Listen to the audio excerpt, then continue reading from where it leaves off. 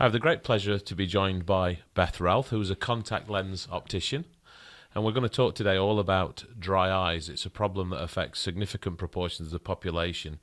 And I want to start with that, Beth. How big is this problem of dry eye here in the UK?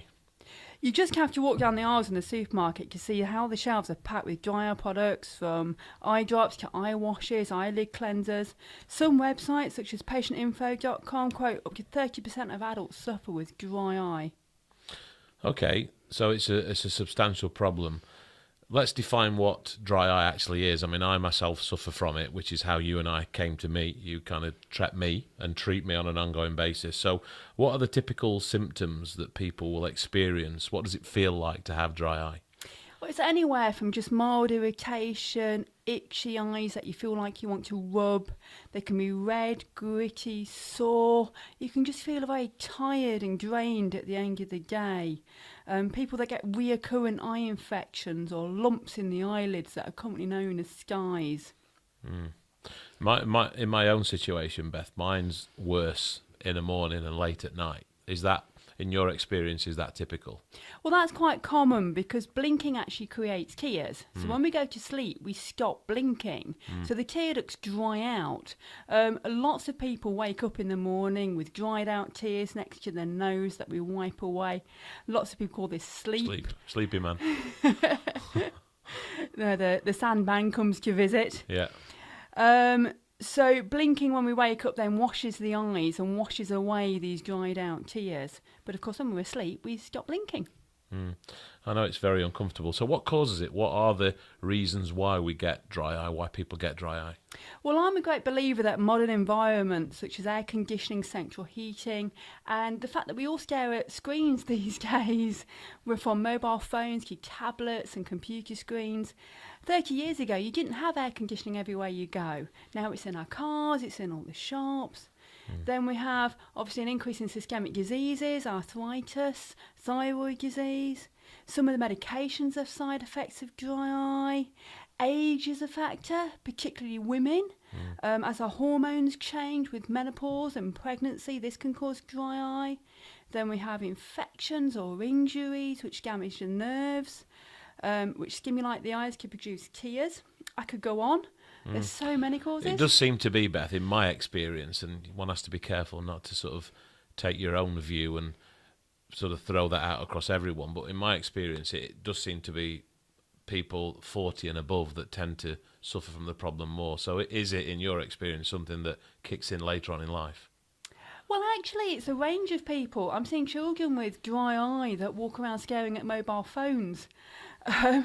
Yes, age is one factor of many, but also when we get later in life, we're very busy.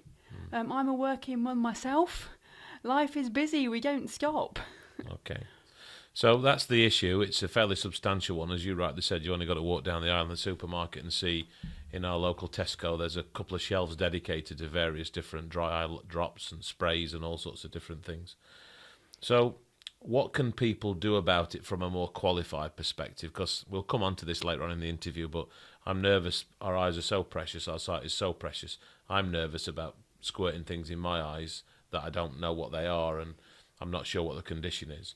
But what can people do about it from a qualified perspective? What's the professional's view on what can be done? Well, the first advice is always to book in with your optician to confirm your diagnosis. Your optician will then be able to give you an indicator of what type of dry eye you've got, or if it is dry eye you're actually suffering from. There are other infections or inflammatory conditions which can give similar symptoms, so it's important to rule those out first. The optometrist can then, or the optician can then guide you with a treatment plan.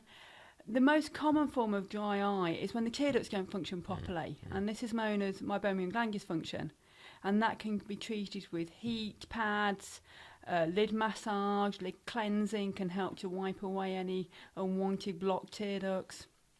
But it's obviously the important thing is to make sure you get that diagnosis first. The optometrists at Elliot and Heath are experts in dry eye and poor tears, and they're supported by ocular hygienists who can issue you with a full treatment plan. So let's take my experience, because you actually treated me and your diagnosis of me was that I've got sort of classic dry eye, and you gave me a variety of tools to help. One of them was a hot iPad. Just let's walk through what that actually does. What does using a hot iPad do How does that help?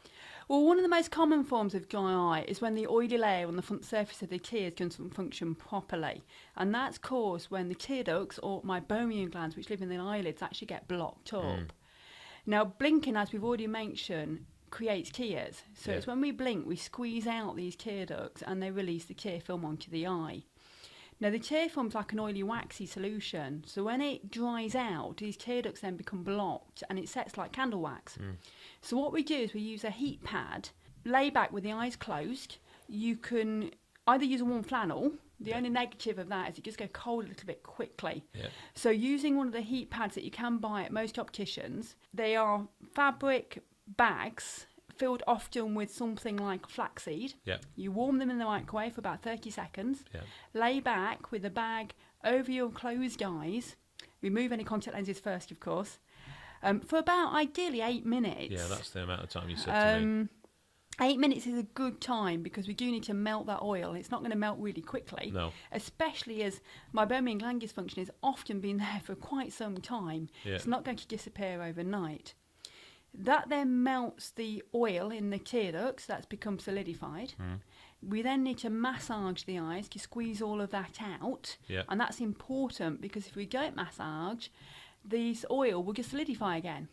Then once we've massaged, we then cleanse, so wiping away and cleaning these tear ducts all along the eyelids and the eyelid margins. And then this should allow the tear ducts to function better. I find it quite a straightforward routine. So you pop this bag in the microwave for about 90 seconds, I think, nowadays, because these bags do start to sort of lose their heat retention as they get older. I lay on the sofa. It's actually quite relaxing. And then I wipe my eyes afterwards, massage underneath the eyes with this special what I think is a wet wipe, but it's a special cloth, isn't it? It's a special pH value. It's got nothing in it that can cause irritation with the eye. And there's weeks, when I do that, there's weeks that go past when my eyes feel completely normal again.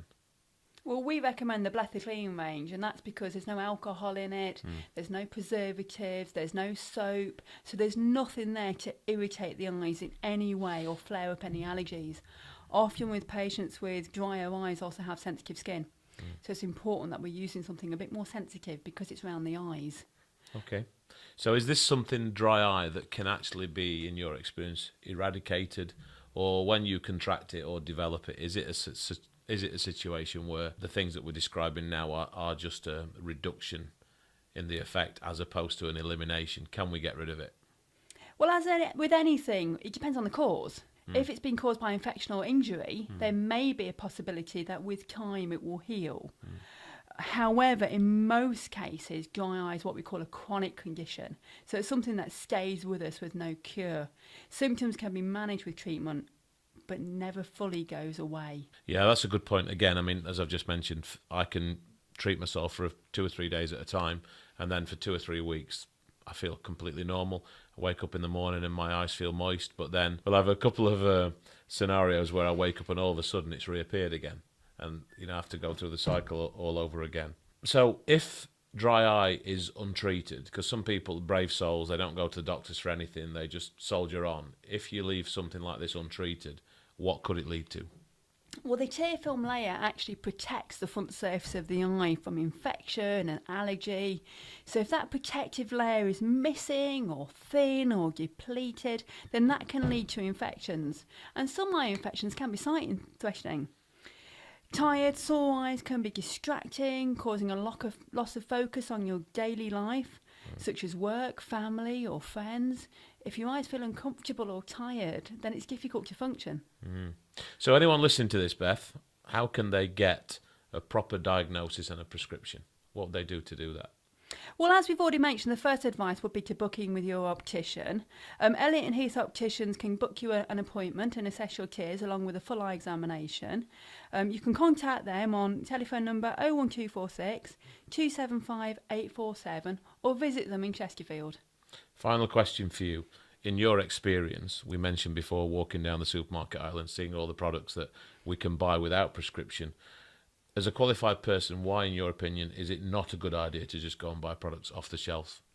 Well, symptoms of dry eye can be misleading, and other conditions such as infections or inflammation should be ruled out before putting anything on your eye. There are also many different forms and types of dry eye, and with so many products available, a tailored plan is always much more advisable before wasting money on products that are just inappropriate. Well, Beth, it's been delightful to speak to you. In future podcasts, we're going to talk about sleeping or not with contact lenses in. Should you or shouldn't you? I shall look forward to that. Thank you for your time today. Thank you.